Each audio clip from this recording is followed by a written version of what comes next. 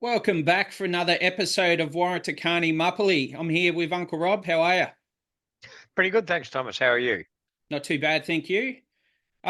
Before we get into what our discussion's going to be tonight, it's going to be a bit of a mixed bag. I just want to pay respects to my late cousin, Tracy Lee Riley Davis. Um, she passed away yesterday, long-term cancer, unfortunately. Bit of a battler. Um, Lived life how she had to. Went through a lot of things as a kid, into adulthood, and yeah, I just wanted to pay some respects to her and just make that known. Yes, another one lost far too young. As we know, we tend to lose a lot of our people and our relatives are that far too young, and this is just another case of it. It's very So, true. yeah, just very tragic. The older we get, the luckier we are. Really, the way I look at it. Yeah, well, I think I'm very lucky to have reached 61. Well, it was only what 18 months ago that I almost didn't. So, Exactly. every day is a bonus for me now.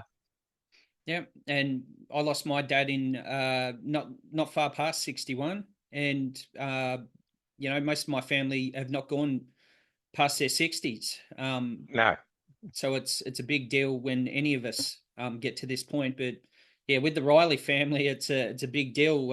Not a lot of them have made it past that age. Another thing I want to mention, um, we did our NAIDOC special, and thanks to everyone who took part in that. We got a good amount of people there. It would have been great if we'd been able to get around more, but we were so caught up that it was hard to actually sit down and have those conversations, even if they were a few seconds. yeah, especially when you're sort of talking to people you often don't see from one NAIDOC to the following NAIDOC because life gets in your way. You just don't happen to catch up, and that's the only time you do. And you're sort of too busy talking and catching up over the past 12 months to even think about saying, "Oh, I could just get you on film or on video for a couple of seconds." And usually they don't want to anyway. Um, True. but yeah, it was. Look, that NAIDOC was a great week, and of course topped off pretty well with the ball It and was. some of the NAIDOC awards, and you won one. So come on, That I show us. find absolutely hilarious. So the bow of the ball, the best dressed male, you'd hope, at the event, and I found it hilarious. But one of the main reasons I do believe that I got that was you wasn't able to make it up, so I borrowed a bit of your style and wore a similar hat, and that is definitely what won it. Yep, yep. Got to go to the top hat, mate. Always stand out. I guess not a lot of people see us outside of well, yourself. You don't mind wearing them, but a handful of other people, if we're seen with them, especially me, people are like, "That's different." Yeah, yeah. Well, with me, they see me everywhere with Woolworths, Macca's, bottle shop, you name it. I'm everywhere I go. I'm wearing one of my hats. I've got four of them just sitting there. Oh, I love it. I'll tell you what, I haven't got those sorts of hats, but I've got that many caps. I've been going through cleaning up a bit for a house inspection, and oh my God, I don't know what I'm thinking. I really have gone over the top. You thought t-shirts were bad, caps is way worse. Yeah, I'm just counting at least a dozen there, and I know there's another four or five in the bedroom. Just caps. Yeah, yeah. I know the feeling.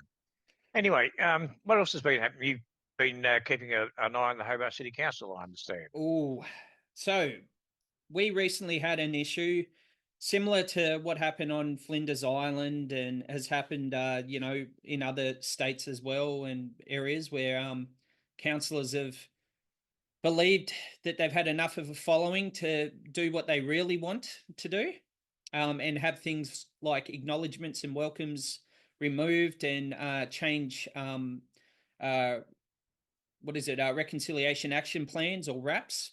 For people who don't know what they are, it's an agreement between the community and a organisation, or at least the organisation attempting to get the community on board by offering, a reconciliation action plan, something that not only acknowledges us, but it's supposed to help us as well.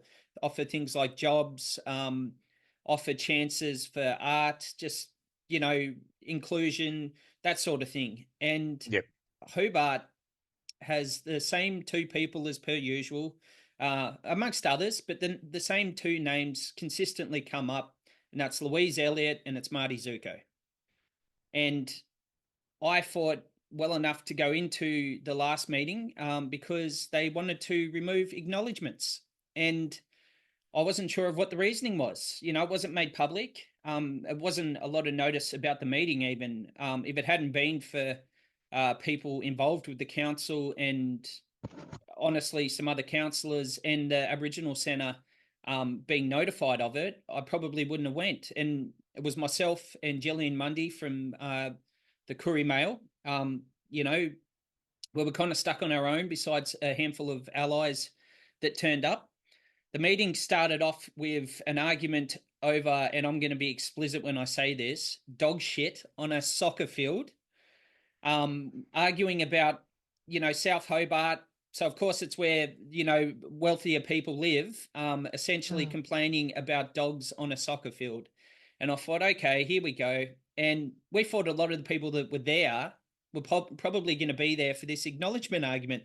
No, they weren't. They were there for this argument over dog shit. I couldn't believe it. Did they measure the size of the dog shit? See if it came from a little dog or a big dog? Or the arguments were, you know, everyone has a dog and we love our dogs, but we don't want them on the soccer field. And it was something that you're not going to stop anyway. So I just sort of laughed at it. I went, well, you're not going to stop that. How do they know the dogs were being walked by someone? The dog could have been just a free roaming dog. I think a street maybe dog or something. The argument's been that people have had their dogs there during soccer training or during a game. So, like, I tried to acknowledge it because I wanted to listen to the whole meeting. I take these things rather seriously. Being on the Land Council for Tasmania, I want to know what these other people get up to and, you know, how they engage. And in seeing it, it just cracked me up. I just sat there and I thought, wow, I thought I was on the minor leagues and I'm on par with these people because they are definitely not as high in the air and nose in the air as some of them believe. It was really crazy. Highest point of business is dogs crapping on the soccer ground in South Hobart. Yeah, it amazed me and I could not believe it. But we got past that and, you know, there was a few other minor things that I'm not going to go into that were passed over fairly quickly. The Lord Mayor was nice enough to wear a shell necklace. I believe it came from Auntie Lola. So once I seen that, I thought, okay, I think we're going to be good. But I was more interested in seeing what was going to be said. Yeah. So obviously she stayed out of this. She's just there to chair and monitor what's happening. And if she has to have a say, she has a say. Yeah, if necessary, cast the deciding vote, only if necessary. But in the long run, you know, she's in agreement. She's one of those people that has looked at what's happened over the years before she became the mayor and a councillor, and she saw how ridiculous it was. So, you know, she was one of those people that made it clear that she did an acknowledgement as soon as we got in. I think Gillian came in a little bit after me, so I was sort of on my own for a little bit. And with all those other people, I didn't know what to expect. And as I said, they all cleared out once that argument over the soccer field was done. They left, so there was about 5 of us, and I was pretty amazed. And the 5 of us were on this same spectrum. We were all like, "Yep, you know, 2 allies or 3 allies, and myself and Gillian." So it was hard because in doing that, we're sitting there and we're trying to hold our tongues and not get angry. And, you know, in those meetings, they're recorded. And I know for sure that hopefully that it didn't go over a microphone, but I know for sure that I dropped a C word fairly loudly in regards to one of those councillors because I could not believe what was coming out of their mouth. And I'll mention that very soon. I do know those microphones are pretty sensitive because I've heard some recordings from there before, and I've actually heard you swearing in the background. So yeah, they are sensitive, and for some reason they do tend to pick up your voice. It was just amazing. And, you know, with 5 people in there, what do you expect? But we're sitting there listening, and they get to this point where they want to remove acknowledgements. And obviously, the only target is us. Those acknowledgements are there for nobody else. So we're listening to start with, and Louise gives her spiel. She ended up making it as though it's a religious practice. So they're giving like siding to one religious group. That's how they try to put it. They didn't acknowledge us as first Tasmanians or whatever else you want to say. None of that. She was trying to make it a religious act. Does Then you, she? you're No, obviously, yeah, keep going. Yeah, keep going. Yeah. Right, obviously, she doesn't understand anything about actual spiritual beliefs or anything because there is no religion. no, Um, it's not in the same there's focus as a religion. no, there's a system of spiritual belief which has got more to do with caring for the land and for family and for the environment around you to keep everything growing in harmony. Yep. So it was her argument was about it being a religion, and then stated that where they're virtually being advised by us to do this, which they've never been advised by us to do this. I don't believe the TAC advised them to ever do this. If they did, they probably wouldn't have listened in the first place. It's a No, practice that's gone across the country. it was, I think in the first case, I think we might have had some input in towards you know, supporting and the first motion to actually start doing acknowledgements. But it wasn't necessarily anything we said. It was a council motion by a councillor, first or a couple of councillors. Because, Yep. like you said, it was a nationwide movement that was happening everywhere across the nation, not just in councils, but in various government departments and Centrelink. You walk into Centrelink, you'll see up on everything. Yep. As soon as you get through the door, it's an acknowledgement to the local people. And that is pretty much the case in most government departments now. And it was just a simple matter of fact, it was going to move down to local government as well. So, yes, it went through. They passed it automatically. And it passed, I think, with virtually every vote. I think there might have only been one person against it. And again, I think it might have been someone like Louise Elliott. But yeah, we had no input into it whatsoever, really. It was a nationwide movement. It was coming down from federal government levels down through state government and local government. So you see that acknowledgement in every government department. Yep. To add to that, it became an argument. Well, actually, I'll go after we do the acknowledgement part, because they did go after the RAP as well, and part of the RAP was payments for welcomes. So we'll get to that I've point. never been paid for a welcome, have you?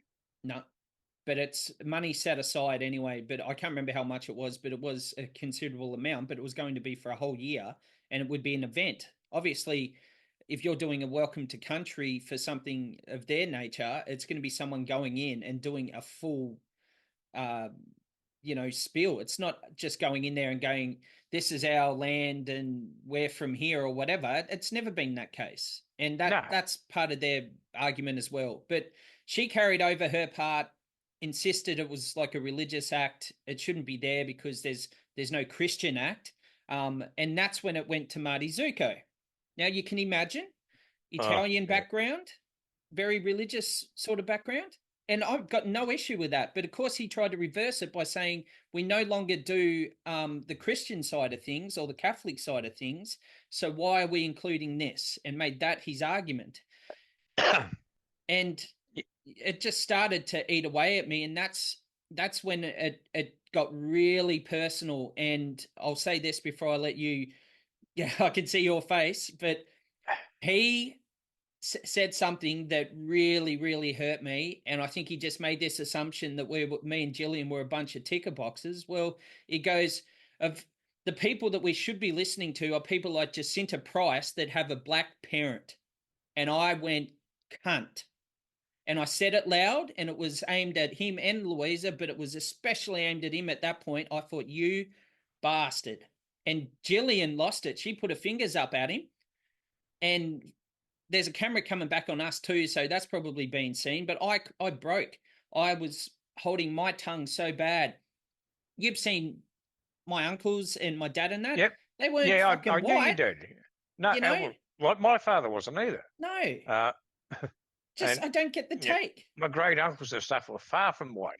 They could Bloody never oath. ever pass as being anything except black. Um, Exactly. yeah, look, Marty Zuko is the last person who should be lecturing anybody on what is morally right. I mean, he's already proven his fucking morals years ago. Convicted fucking sex offender. Yep. So he should, stay in his own fucking lane. Uh, that's the lane going up to the South Hobart tip. It's about the only place he should be giving any advice out. Reverse your trailer in here. That's it. I just Um, couldn't believe it. It was a breaking point for me, and he just kept going on about it. He brought up Jacinta Price 100 times, and I don't want to talk about her any more than this I is the already have. same woman who's in danger of losing her seat in Parliament Yep, and because going of into bankruptcy. and going into bankruptcy because she was rorting everything. Yep. That's a great person to admire, isn't it? Yeah, and it was just ridiculous. But their argument was based on that. Then there was other people who, um, some people may expect to be morally against it. They jumped in and said, "Well, hasn't it been done enough?" And I'm just thinking to myself, "Well, the fucking council's been done enough at this point." I was just, Um, oh, okay, let's see how many years have we been doing it for, and how many years weren't they doing it at all? yeah, exactly. It ate me a bit, and I don't want to go too far into it because like I'm still upset about what happened yesterday. So oh man, it ate me, and I was so angry, and I'd never seen Jillian just turn. Her face went red raw, and we were both angry. I was that worked up that I grabbed It, my phone. I've got one of the not a allied wise people. idea getting those Monday girls upset. No, I wish Cheryl and that had been in there because it would have Oh, she would have been heated and she would have swore too. But I grabbed my phone and I'm showing pictures of my Uncle Peter and I'm like, he's as black as fucking Jacinta Price and Bess. So I'm just like, where's this attitude coming from? And I'm like, this guy doesn't know anyone. He's been around a handful of people that he wipes off as greenies and then puts us in the same category as those people. And they're not even the Greens that we associate with, the Greens that are running that party. They're not those yeah, people. And when he talks to those people, he tries to put them in the category of people that he's got in his head, imaginary people, or a couple of, people somewhere down the line involved that he's come across and wants to point fingers at because he thinks that he can make them a target. And it was yeah, just ridiculous. It angered me so bad. When we were almost going to leave, but me and Jillian stayed for the rest. We wanted to hear this argument about the rap.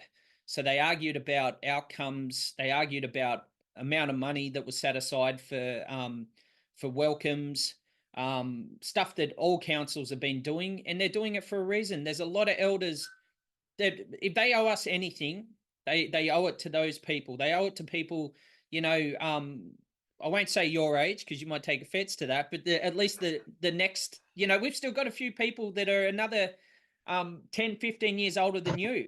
And mm, and people like Jimmy in that, yeah, exactly. and those people, whether these people want to admit it or not, they are owed something. I think everyone's owed something to some extent, but I don't look at it money wise anyway, because I'm like you, I wouldn't do it for money. But there is a reasoning behind some of it, and some of it has a lot of work involved. And if they want it, they can pay for it. So Mm, it's on them. But their arguments against the rap were ridiculous, and my understanding is that didn't pass either.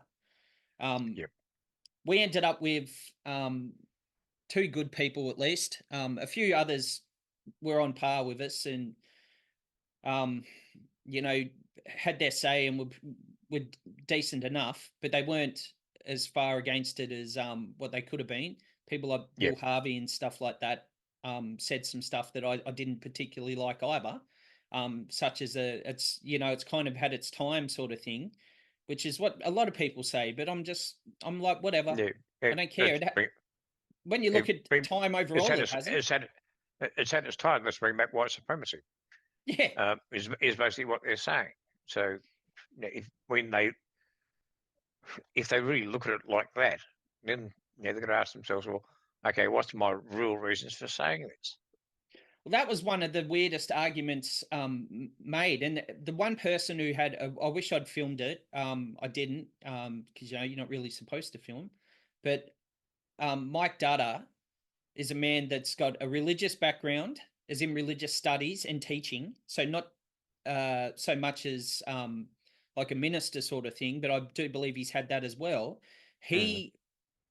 He put it best. He spoke about the difference between um, a practice like ours, the acknowledgement of us, and then going to church, and the difference, the clear difference. He pointed that out because Marty Zuko also jumped up and said, "Well, how come we don't acknowledge my community as in the Italian community, or we don't acknowledge the Greek community and all these others?" And one thing that Gillian pointed out was, well, you do. The council, Hobart City, donates a lot of money for days that are put aside for the Italian community, especially, but The also the Greek Greek. festival and Yeah, the Greek community and aspects of Asian community and the African community, which is fair. That's what it should be. But his argument was just he just wanted to shit on us. And this is one thing I was going to mention, and I need to. Louise tried to suggest that the statue so we have our space, we have our spaces, and she tried to suggest that Franklin Square was a space for people I'm assuming, I guess, more or less said the a space for the white people. And I was like, really? And I'm like, do these people know that a journalist from the Courier Mail is sitting in here listening to this and is probably going to do a write up? I don't know. I didn't ask because that's Gillian's business, but I was completely amazed at how stupid this was. oh, first thing she should do, and it's quite easy to do, is just go to the Tasmania Police and say, "Can you give us the amount of figures for black fellows who have been arrested in the park there for, I don't know, say drinking Yep. or what, just drinking alone? How many people per year each year and so on? And tell me if it's a black or a white space. If it's a white only space, well, there won't be any black fellows arrested in there, will there?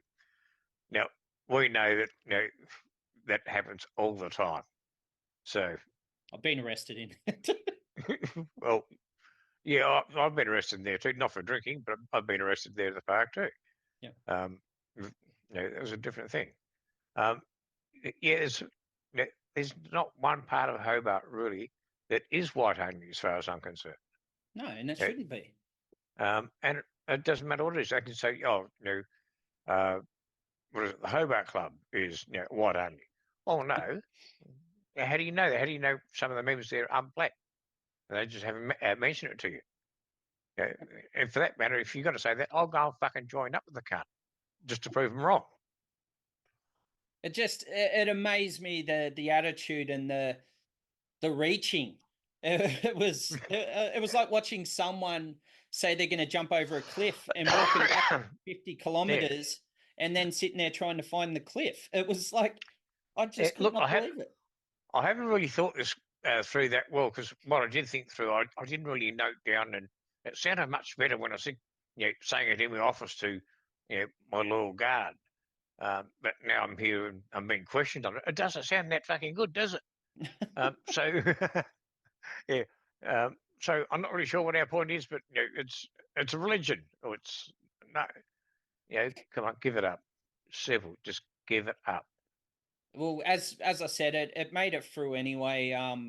And I just felt like it was something that we had to mention on here because it's probably the single most stupid thing that's been brought up, other than the argument over the referendum and some of the aspects outside of that we've had since we've been doing this podcast.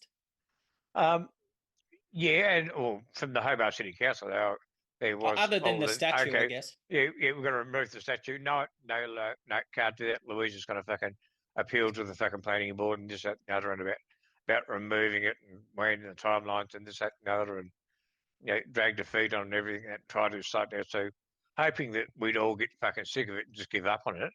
Yep. And thankfully, some good guys got to it with an ankle grinder. And they still And haven't found them either. no, And and look, guys, if you're out there, get in touch with us somehow, anonymously. I don't care how. I'll have a good bottle of scotch from None Such Distillery. I'll grab it for you on me, and I will not pass your name on or anything like that. But yeah, thank you very much. Fucking best day of my life that was. I've still got the photos on my phone. oh, I loved it. My favorite part was seeing the media piece of Louise Elliott having a breakdown over a Oh statue shit! that has no ties to her whatsoever. I think it might have been on the news. She was down there Yeah. doing a piece with Win TV or something like that. And I'm in the background. I walked up the background. I'm standing there taking selfies of myself with the statue behind me. Yeah, look at this. Just amazing. And I mean, I should have known going into this meeting what I was about to look at and see. But yeah, it really amazed me. One of the other things that was brought up was um, wildlife protection and stuff like that, and that still amazes me. Bill Harvey went on about the barred bandicoot, and I'm like, that's great, mate. But on the bike track until just recently now, for over 12 months, pushing 2 years, I had not seen a southern brown bandicoot or an eastern brown bandicoot. I hadn't seen them, and I was so annoyed, as you know, for the last Mm, 5 years or so. Part of my therapy from losing all the weight and the walking I was doing was filming them and taking photos. And I've got some yeah, amazing photos just on a phone of bandicoots carrying babies and all sorts of stuff. And they just disappeared because they hadn't done nothing about the rabbits. yeah. And last year, leading up to Christmas, I wrote to the papers and they printed something about it. And Bill Harvey contacted me and claimed there was plenty of bandicoots. And I was like, well, I don't know what you're seeing, mate, because I'm walking that more than probably anyone else down here, I would dare say. I don't know how many people do 20 kilometers a day plus on that track, especially on the bike track itself Mm. specifically. And Yeah, I wasn't seeing them, and they're only just coming back. I've started seeing them in the last few because days along with the we possums. had an explosion in numbers of bandicoots right the way around the state. And it was only here in Hobart they started dying back off again. Everywhere else around the state, there's still hundreds of them. Yeah. You go walk around out at my brother's place out here at Brighton, at Bonsville, and there's little bandicoot snoot holes all over the place in his lawn. Absolutely bloody everywhere. His little dog's racing around all over the place, just sniffing around it. Because he's not allowed outside of a night. And to Yep. be honest, bandicoot will probably look shit out of him anyway. I was just But amazed. I'm amazed it took so long. As much as I don't want to see rabbits with calicivirus or myxomatosis, if that's how they got to get rid of them, that's how they got to get rid of them because they won't. They're not going to fence it off and let us go down there with ferrets or shoot them. So, is what it is. I know, you know, a lot of the World Wildlife Fund people, mob and RSPCA and that say, the old steel leg traps were cruel and everything like that. And they probably were to a certain degree. But we're also talking about an invasive species that Yep. shouldn't be here in Australia anyway. So I think, all bets should be off it. Bring back the traps. I mean, as kids, we used to go around set traps all the time. And I think we had about 15 traps. We set them early in the, or late in the afternoon, go around them about midnight. If we had rabbits in it, pull them out, reset the traps, get up early the next morning, go around them early, just on daylight. Pull all the traps, get all the rabbits out, go home, skin them, uh, gut them, prepare them, do whatever we're going to do, keep the ones we're going to, sell the ones we did. Um, and we made pretty good pocket money out of rabbits, doing things like just rabbit trapping every night. Yep. Then we'd have the occasional times when we just go overboard and get a fishing net, circle the entire gorse bush and set fire to it and just get overloaded with rabbits. Literally sugar bags full of rabbits, and we'd cut them off the butcher shop. Yep. Um, that was always fun. Um, And it got ridiculous. I mean, a few people got annoyed with me even for writing to the papers. People I know that that have, ferreters and stuff like that. But I'm like, dude, no offense, you're in New Norfolk. You do what you do down there. I'm up here. I know what I see every day, and I know what I feel more connected to. And it's always going to be a Yep. bandicoot before it is a dirty old rabbit. And even And with that said, with you're with, right. with prices of meat and stuff nowadays, we True. should be going more for rabbits and stuff like that. Firstly, knocking them down, getting the numbers down and stuff like that. And secondly, provide a good, cheap source of that meat for people who can't afford to buy steak or whatever. I mean, some of the prices of steak nowadays are just ridiculous. And lamb chops, even worse. I True. mean, just the price of meat nowadays, or the price of anything nowadays is just ridiculous. Listen to me, I sound like I'm 100 years old. Back in my day, but True. and everything's getting more expensive all the time. And I don't know why we don't use resources like that. I mean, not just a resource, but it's we're doing good to the environment by getting rid of those animals. Yeah, by allowing the native animals to come back, and allowing the balance to get that equilibrium back a bit, and that's what we should be doing. Um, you know, there are other deer as well. Feral deer are absolutely Especially. they're infesting Tasmania at the moment.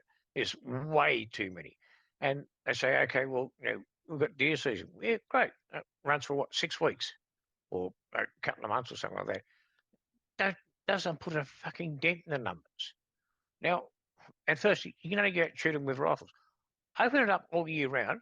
So, okay, have a season for rifles, and the rest of the year round, allow bow hunters coming from interstate and people here in the state come in and go bow hunting them. Yeah, look, currently bow hunting is illegal here in this state, and I can't see why it's not allowed, especially for feral species or what I call Yeah. feral species, introduced species. Yeah, rabbits and deer, uh, pigs on Flinders Island. Uh, Oh, yes, used to be definitely. used to be a big problem. Still Um, is.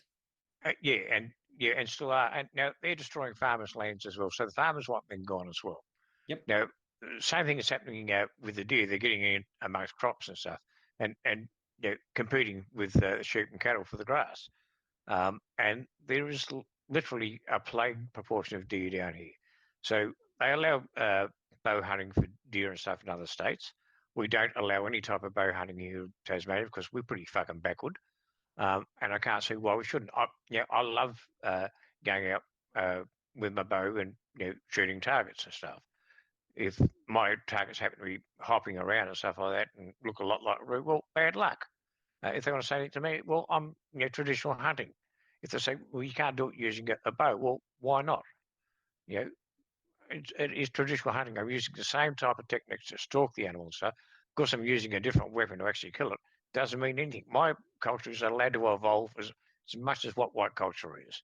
And Yep. if I want to evolve from using a spear and stuff, because let's face it, I'm getting too fucking old to throw a spear anymore. I can't throw a spear any more than 20 yards Well, if you throw uh, a spear, with you'll with get any accuracy. arrested for throwing that as well. And if we use a waddy, you'll get Exactly. done as Yeah. well. So if I'm going to do any traditional hunting, firstly, I want to make sure I'm going to get a clean kill anyway. I don't want to fucking wound an animal. Yep. So I don't want to go throwing a spear at it and just slightly wounding it. So it's going to be in pain for fucking days. I want to be able to kill it pretty quickly. And things like deer and stuff like that, double the case. I don't want any animal suffering for a long period of time. So again, I'm going to use something that's going to be perfect for the job, which in my case is going to be a compound bow, Yep. so I can aim properly and also have enough force so it's going to go straight through them and get a pass through. It's either going to hit them in the heart or the lung straight away, so they're not going to go very far at all.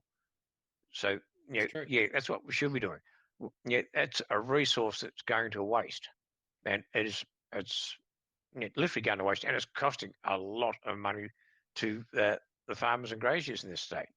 They're complaining all the time about the problems they've got. Let's help them out by saying, okay, we'll do something about the deer and stuff, and the rabbits that are encroaching on your crops and your livestock's food source and so on by opening up hunting to them for everyone. Come in, don't worry about fucking licenses. Who needs a license? Let's knock them down in the head. keep an eye on the numbers. Then they get down, to a supportable population again. Close the season off. Say, okay, right, we're going to go back now to just rifle-only shooting for the next 5 or 6 years. Allow the numbers to build back up again a bit. Yep. If that's what they want. Personally, I say no, keep going to kill every ass fucking one of them. Yeah, well, that's it. They're pests. Yeah, Rabbits, deer, like I hares, said, all those. personally, that would be my choice. But the government might say, well, hang on, no, this is a good bit of tourism. We've got hunting tourism going on in the state here now. People coming over to bow hunt deer and stuff, which means they're going to need guides, they're going to need accommodation, got flights into the state, food while they're here, and alcohol and stuff like that. It could be a decent sort of a winner for the state. But Yep. This government down here, it's got their eyes fucking blinking too much. That's true. At the same time, they don't mind paying out a fortune for a fox eradication task force. For nothing. That has yet to find an actual fox or anything. They've got blokes charging around in four-wheel drives with nice rifles and stuff like that. Now, those blokes too, they might as well be out shooting deer every chance they get. See a deer, shoot the fucking thing. Yep. Don't matter whether it's in season or not. You work for the government. Shoot the thing. Get rid of the fucking thing. They're a pest. They're in plague proportions. Even the government has even acknowledged that. National parks have acknowledged the damage they're doing in the national parks around the place. Yeah, they've caused a bit of issue up in past the Midlands and places and like up around King's Bothell. Run and yeah. Christ, I'd love to get up there in King's Run. You get a dozen in as many days, I reckon, easy, and that wouldn't be working for it. Up at what is it? At Trout-a-Muckaminnia. Is that what you was thinking? Yeah. So up there, it's Andre brought it up. Andre Sculthorpe brought it up a while back. One of our, obviously we know him, but for the people who are listening, one of our land management managers, he brought it up ages ago. He goes, we need to get rid of them. It's like, how do we do it? Well, one of the options was to permit shooters to go up there and do it, and I think they have to some extent. We can't go doing anything else, so sending people up there at certain times of the year to just go and shoot them and get rid of them would be the best thing going. Look, if they want, we'll get a few refrigerated trucks. I know we can get some pretty fucking cheap for a weekend. And when I say pretty cheap, I mean my brother works for the company, so I reckon we could pretty much swing it really cheap. Bit of nepotism. Send them up there. Have some people going out fucking shooting. We can come along afterwards, gut them, skin them, hang them up in the back of the trucks, bring them back here, take them to a small goods processing place or a butcher or something like that. Have them lined up, have them cut them up, break them down, and everything like that. Give the meat away to people in the community who need it. Yeah. And it's of course, good meat too. Yeah, venison's absolutely fucking lovely. And I mean, we're getting rid of a plague pest at the same time, as well as supplying food for those people in the community most in need. And because I don't see us just supplying it only to the black community. I mean, everybody that's in need. Yep. Yeah, there are some white fellas we know of out there who come and use our services and stuff because they literally have got no other way of getting dealt with because they can't afford anything. So, we help them out as well. Well, we know there's a lot of people out there who need help. Yep. So, we'll help everyone out like that. I mean, people who can afford to eat meat stuff, they're going to want to stick their hand up for a feed of venison too. Yeah, I reckon. exactly. I will. Fuck, I will. Well, venison and Guinness pie. Oh, true. I used to love venison pies.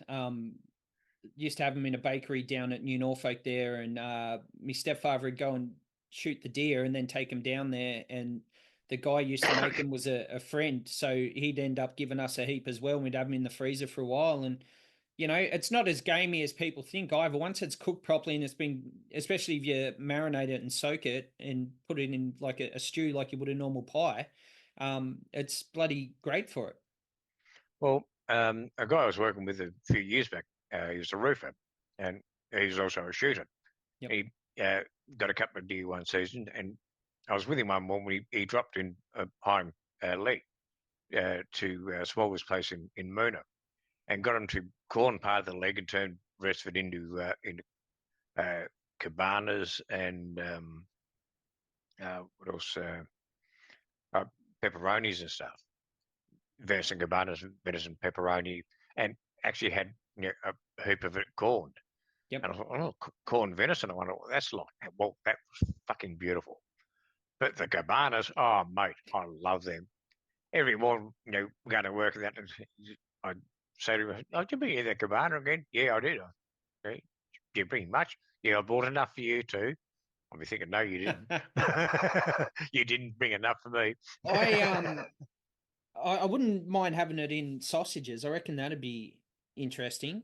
Yep, I haven't had it. I've had it minced and yep. done in I've spaghetti. had venison sausages. In fact, there used to be a place in North Hobart where you could buy them Yep. and actually buy venison products as well, including the venison sausages. I know we used Um, to get wallaby sausages made in a place in Glenorchy there, and they they used to buy a heap of it off me stepfather. He used to sell it to the pet food place there as well. yeah, Um, yeah, and um, when we'd go to this butcher's and have these sausages made, they'd make just about every type of sausage you could imagine that you'd normally get as pork or beef with wallaby. So we were getting sausages with apple and all the good stuff in it mixed in, and it was wallaby. And half the time, unless you knew wallaby, you wouldn't have a clue. And yeah. I love that fact. Yeah, well, I could go to the local butchery here and buy roux patties anytime I want. But usually what I do if I want a good feed of roux, and it's got my mate's place who lives up outside of Broadmarsh and just sit out on his back porch, fucking drinking, a couple of cans of stuff and talking shit with the lights turned off after it gets dark for half hour. Flick the lights on and then just rip the rifle up, shoot a couple of roux on his back lawn. That's it. Don't even have to walk too far. Yep. Don't even have to get out of the armchair. It's good. You just sit there, the lights turn off, wait for him to come in, and flick the light on, just that's it. Don't even need a spotlight, nothing. um, I reckon we'll just about call it a night. But one of the other things that I want to mention, and the reason obviously mentioned cousin Tracy at the start there. Yep. I had a big soft spot for her over the years. I've helped where I've been able to with things that she's been stuck with, and we had a weird scenario with us because the day my dad died, I was going up to Preminguna camp. Um, we'd already uh, you know said our goodbyes the night before. My brothers and sister and uncle Peter and cousin Wayne were up there with him and everything. And I didn't know that his sister only Pat Shaw, who was living over Lakes Entrance Way at this time, Mm-hmm. had been sick as well. She had emphysema as well, and she passed away the day after. When I was at Preminguna camp, one of the cousins, Polly or Yvonne, she rang me up and told me because I had no idea. I hadn't seen her since the oldest of the siblings, Auntie Sandra, had passed away, and I think it was 2009. So I hadn't seen her since then, and we're not all that good at keeping up with each other, and we're scattered across the whole country, not just the state. We're in Bass Strait, we're here, Yep. we're in Victoria, Queensland, New South Wales. There's even a handful floating around in WA. There's probably some in the Northern Territory for all I know. Yeah. See, Um, I got the added problem too, and I got extended family in Queensland from yeah, Lisa's family and so on. that's it. You've got a whole nother And, mob in there. yeah, and I actually got a message only a fortnight ago from a friend I work with, telling me that one of our other friends who we also work with had passed on, and Jenny was, I think, 6 or 8 months younger than I am, Yeah, and had been in reasonably good health, and just went to bed and didn't wake up.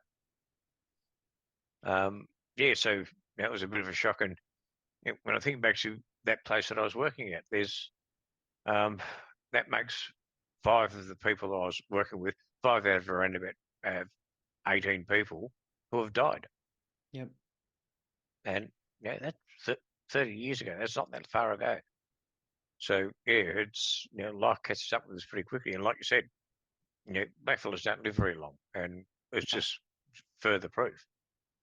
It's it's partly to do with conditioning. It's what we've lived with, how we've had to live. Mm, Stuff that's been passed on from parents and grandparents because of how they were forced to live. And it's also health. It's health conditions, and it's stuff that's stemmed from, having to grow up in Bass Strait yep. for several decades at a time when people weren't being fed properly, and they were stuck on Cape Barren when it wasn't the island it is now, a place we love. It was Yeah. a And mission, a reserve.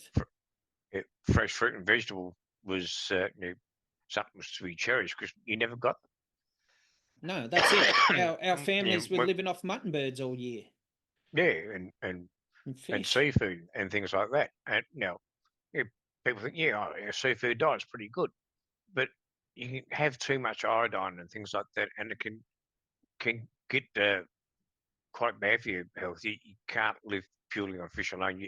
You got to break it up with a few other things. If you're not getting the vegetables and the fruits and nuts and stuff else you need to supplement your fish diet, that can be quite debilitating to you.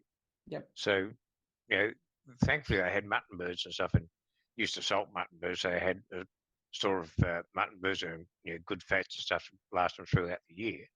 But otherwise, that they had nothing in the way of good fats because you don't get much in the way of fats off fish. Yeah. Um, it, Tuna and things like that, you can get fat off things like tuna and stuff. But it's pretty hard to catch fucking tuna and Bass Strait from the fucking island. Yeah, And most exactly. most most of the blokes didn't have any boats that could go casting tuna in.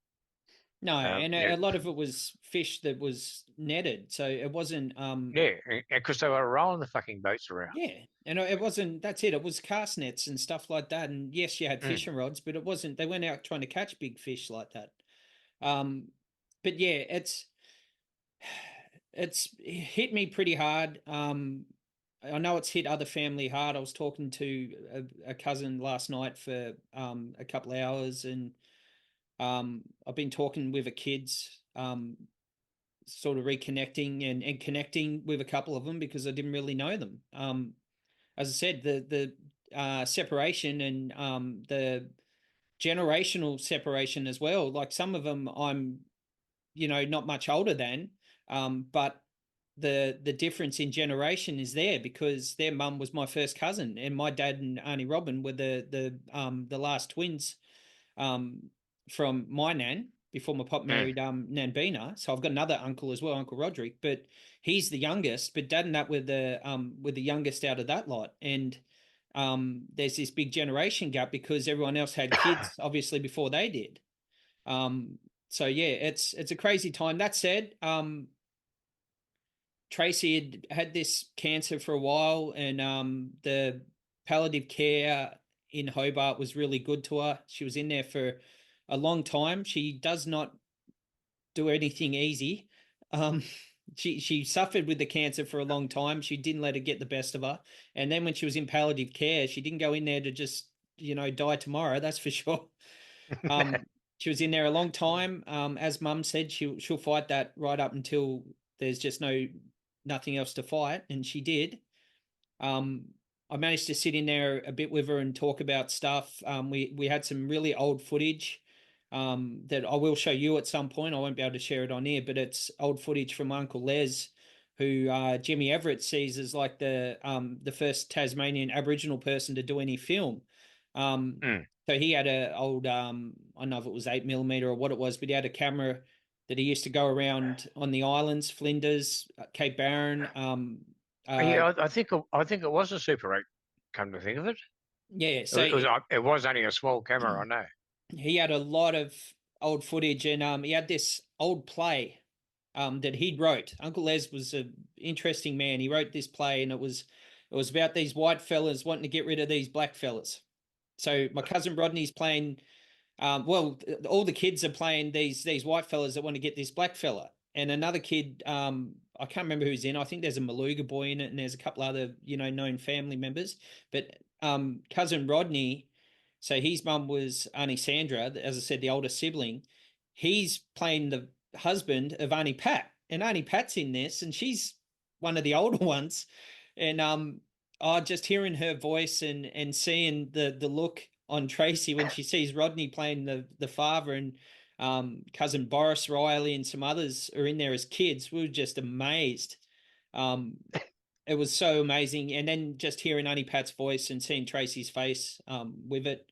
It was very interesting, and there was some old footage as well, just bits and pieces of random clips. Uh, Only Lois, so Only Wendell Pitchford's mother was in it, from the Green family, and just yeah, it was interesting sitting down with her, and she'd come to peace with what was happening a while back, and she was just really sort of settling at this point. I was also lucky enough to take in a Black Crow's shell necklace for her. I told her, I said, "This you got to take this with you. This is one of your parting pieces, and whether you get buried or you get cremated, you have this on you." So Yep.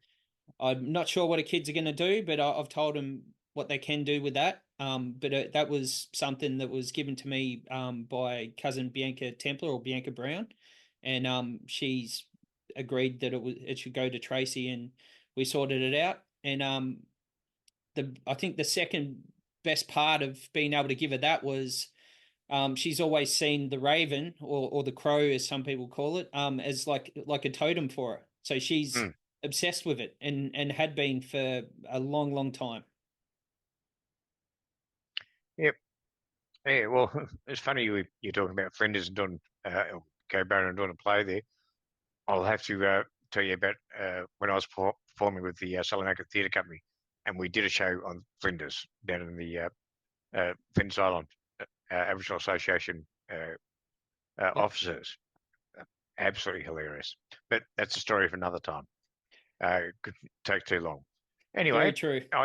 like I said, I think we've covered everything we can for tonight. Yeah, we'll keep telling stories for years if we wanted to, but yeah, if we've got to keep some stories for next episode or one of these episodes anyway. So I think we should probably wrap it up now anyway, Thomas. We will. What I will say before we do that is we've mentioned before about speaking with other people. We're still trying to, find our way around this. It's hard to catch people when they're able to do it, and for us to be free at the same time. There's a young fella down at the moment that's a relative of Peter Clements, that you'd remember from back in the day. Played football with Michael, and was associated with everyone back then. So Yep. I think Ash is either his grandson, or he's a relative anyway. But Ash is the one I mentioned that's done a lot of rehab stuff, gotten out of prison, and really, really done his best to clean himself up. But at the same time, more important than that, even, he is helping other people. He's been helping people out on the streets, taking out stuff, and I want to sit down with him at some point. And I know he got into Hobart literally tonight. So I know he wants to see the Carity Men's shed, and he wants to sit down with me and you and have a conversation at some point about the stuff he's been doing, and probably hear some of our stories. Yeah, well, we'll have to arrange that very, very soon. We will. All Yep. right. This has been Uncle Rob and Thomas for Waranta, Kani, mapali. Have a good one. We'll look up. Willika.